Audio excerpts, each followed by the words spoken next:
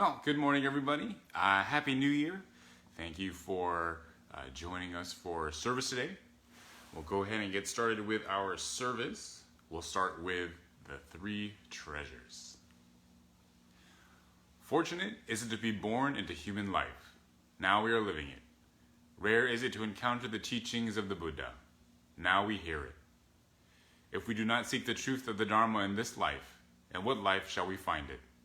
Let us reverently take refuge in the three treasures of the truth. I take refuge in Buddha. May we all together absorb into ourselves the principle of the way to enlightenment and awaken within us our highest aspiration. I take refuge in Dharma.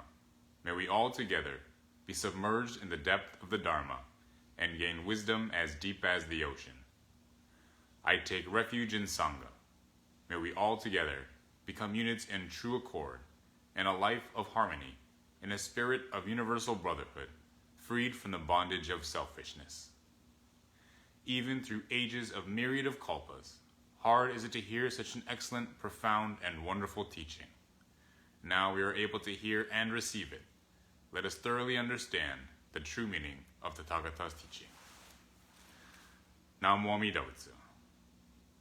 Namo Amida Butsu. Namo Amida Butsu. Namo Amida Butsu. Namo Amida Butsu. Now we'll have suchi chanting of Junirai. Namo Amida Butsu. Namo Amida Butsu. Namo Amida Butsu. Namo Amida Butsu. Namo Amida Butsu.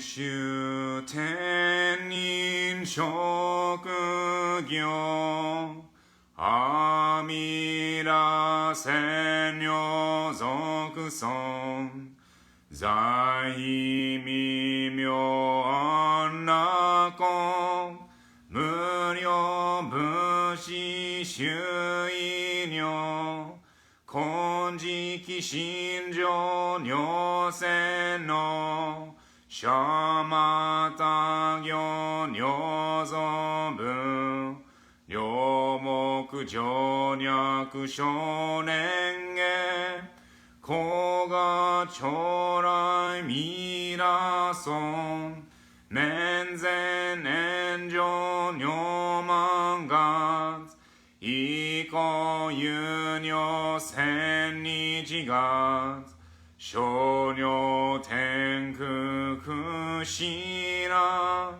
Koga Chorai Mirason Kannon Chorai Kanchuju Shuju Myoso Hoshokon Nobuku Gero Makyoman Koga Chorai Mirason Mubi Muku Koshojo Shutoku Kyoketsu Nyokoku Shosari Akutoku Jizai Koga Chorai Mirason Jippo Myomon Bosashu Muryo Shoma Josandan Isho Shujo Gannikiju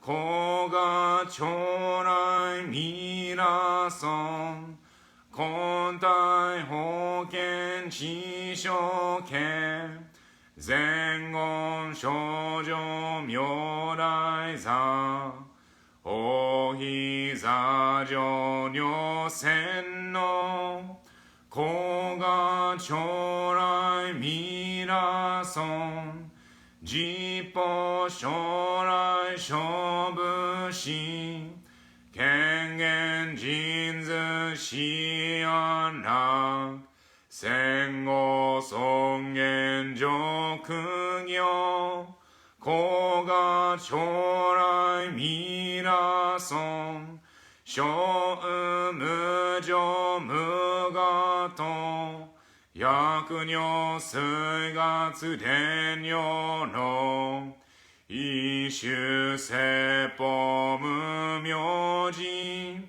古賀将来未来尊非尊無説無悪名役無女人悪道不主任死神教非尊古賀将来未来尊非尊無料勉強無少種悪知識往生不退死亡来古賀将来未来尊画説非尊功徳寺修善無縁如海水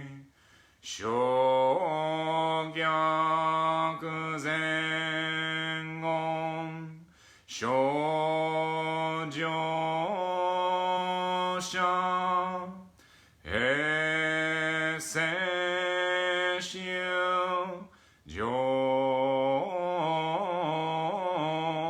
上小い根南蛮ダム南蛮ダム南蛮ダム南蛮ダム南蛮ダム南蛮ダム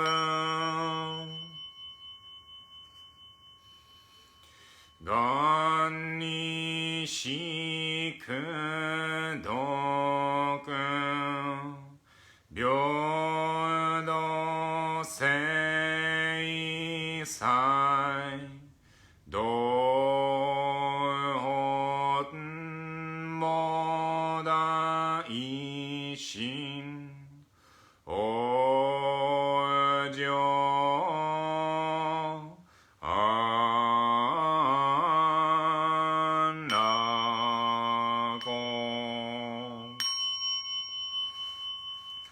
Naman dubs, naman dubs, naman dubs, naman dubs, naman dubs, naman dubs, naman dubs, naman dubs, naman dubs. Okay, we'll continue with the recitation of the Golden Chain. Golden Chain. I am a link in Amita's golden chain of love that stretches around the world. I will keep my link bright and strong. I will be kind and gentle to every living thing and protect all who are weaker than myself. I will think pure and beautiful thoughts, say pure and beautiful words, and do pure and beautiful deeds. May every link in Amita's golden chain of love be bright and strong, and may we all attain perfect peace. Namo Amida Butsu. Namo Amida Butsu. Namo Amida Butsu. Naman dubs, naman dubs, naman dubs. Okay, now we'll have our Dharma talk. I mean, I kind of had something that I wanted to try singing for it, but it doesn't sound great. I'll try it anyway. We'll see how it goes. So it's the song from Cinderella. A dream is a wish your heart makes. So I don't know. I was trying to practice it, and it's a very high song, so that makes it difficult as well. And then I don't know, the rhythm of the chords is kind of tricky, but anyway, here we go. A dream is a wish your heart makes when you're fast asleep. In dreams you will lose your heartaches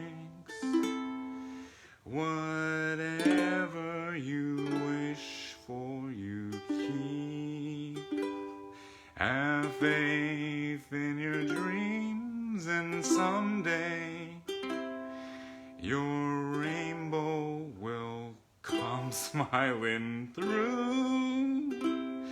No matter how your heart is grieving, if you keep on believing, the dream that you wish will come true. All right. So we'll get into the Dharma talk. I was asked earlier about one of the traditions that we have within the Japanese American community, also in the Jōryu Shinshu community, but the placing of kagami mochi on our obutsudan, or in our home somewhere. And for those of you who don't know, kagami mochi is the tiered mochi, so it's either 3 or 2. I mean, you could do 1 if you wanted to, and then it usually has the mikan, the tangerine on top, which traditionally is actually a different fruit, so it's called the daidai, which has another significance. But anyway, so you'll see that around the New Year's time, and it's placed up there. The kagami actually means mirror in Japanese, and so I guess a long time ago, mirrors were seen as this really precious item. It was actually really difficult to come by mirrors, and so only very well-off people were the ones that were able to have them. And so it's kind of this symbol of, I don't know, I guess wealth, but then also, again, this good fortune that you were fortunate enough to have a mirror. So they were placed on top of each other. That's why the mochi is round. So that's where the kagami comes from. But what I was asked about was when was the appropriate time to put it up. So I knew about the tradition, I knew about what it meant, but I actually had never really looked into the day that you were supposed to put it up. So of course, like I was saying yesterday, I had to go onto the magnificent internets in order to find the answer. And what I found was there actually was specific days that you were supposed to put it on. And this goes back to this idea of lucky numbers, of auspicious numbers, and also bad luck numbers that you are supposed to follow in order to have good luck throughout the day, throughout the year. Actually, looking into it, your luck can change throughout the day, so hopefully you can change it. But anyway, so most Japanese people nowadays celebrate Christmas. So they have their Christmas decorations up through the 25th. And then there's a little bit of, leeway taking down the Christmas decorations. And then when is the best day to put it up? Put up your kagami mochi in your house. And supposedly the best day is the 28th. So the 8, the number in East Asian cultures, is a auspicious number, a very good number. And it comes from the shape, I guess, of the letter 8 in Japanese. So it's a simple shape, actually. It's just these 2 lines like that. And when you look at it, it has this kind of shape of it's getting wider. So on the top it's thinner and it gets wider. And so that's supposed to be this symbol of something good, I guess. Like you get more or something. So that is important. And so it's good to have it on the 28th. As I was saying yesterday, there is a homonym between the word for suffering and the word for 9, ku. And so you don't want to put it on the 29th. The 30th is okay. It's a round number. It's a multiple of 10, so that's all right. But it's not like especially good or especially bad. And then you don't want to put it on the 31st because then it's the day right before New Year's. So then there's this feeling of lack of sincerity in it. You're just kind of last minute and you're doing it because you have to, I guess, or something like that. So 28th is good. 30th is okay. Avoid 29th and avoid 31st. So that's what I found was the correct order, I guess, and ranking of which day you should put it up. However, there was an interesting I guess, caveat or like another explanation within my research. And it said specifically that within Jodo Shinshu temples, they put it on the 31st. So the Kagami Mochi is put up as a offering to the Buddha, just like how we put up the Obuppan, if any of you have seen my Obutsudan class, where we put rice, some kind of offering up to offer to the Buddha. And so in the same way, we offer up the Kagami Mochi to the Buddha. It really doesn't have anything to do with luck or superstition or bringing happiness for the new year. As Jodo Shinshu followers, we're not supposed to buy into this idea of superstition, or that if we do something, based on numbers or how the numbers sound, or what's supposed to be an auspicious day, that we're going to get a better year or a better day or anything. Rather, we recognize that we follow the law of karma, as I was saying yesterday, that we always believe that this cause and effect, that our actions is what is going to influence our quote-unquote, luck in life. It's not that if we do something good, that something good is going to happen to us later, or if we do something bad is going to happen to us later.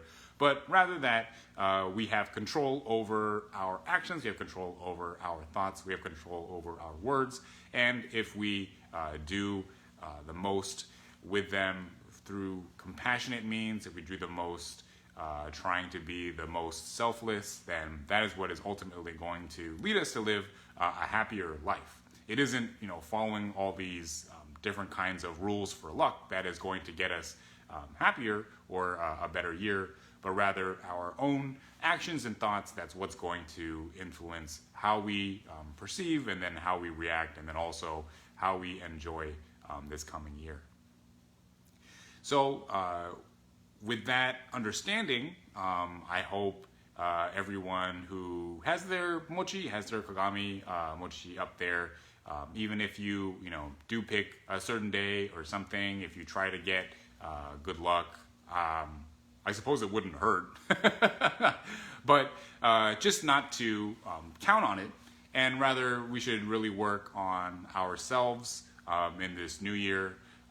Try very hard to make sure that our actions, that our thoughts are ones that will bring us the most happiness. Okay. Oh, I was given a question about eating the mochi before it gets moldy. So there is a tradition called Kagami Biraki, which is when you break the mochi, which supposedly is on the 11th. And so if it gets moldy by then I guess you're kind of out of luck. But you're not supposed to cut it, because that's discourteous to the gods that you're offering it to. You're supposed to break it, not cut it, because cutting has this idea with like severing ties with people and stuff. So that's also why you don't ever give people like knives or scissors, or if you do, then you give them like money, like a penny with it, so that they give it back to you, so that they're actually paying you for the gift. So it's not a gift, so it's a transaction, so it doesn't count. Anyway, I could probably do another whole other talk on that. Going back to the mochi. So the mochi, if really, as Jodo Shinshu Buddhists, we put it up on the 31st. You could do your service, you take it down. You could also leave it up maybe for New Year's and take it down. So we don't have those kind of superstitions either. If you want to, pick it up, put it up and take it down, as long as you have the right kind of heart behind it. So with all of that, in conclusion, this idea that you're supposed to have this good spirit, this good heart, and that's really what's going to give you a good year, that's going to give you good luck, that's going to give you happiness, is the spirit behind your actions. It isn't, and so if the spirit behind your actions is based in superstition, it's not going to work out. If your spirit is based in a genuine, compassionate, selfless, and, I guess, faithful kind of year, then you'll probably work out better than the superstition one. All right. We'll close with farewell.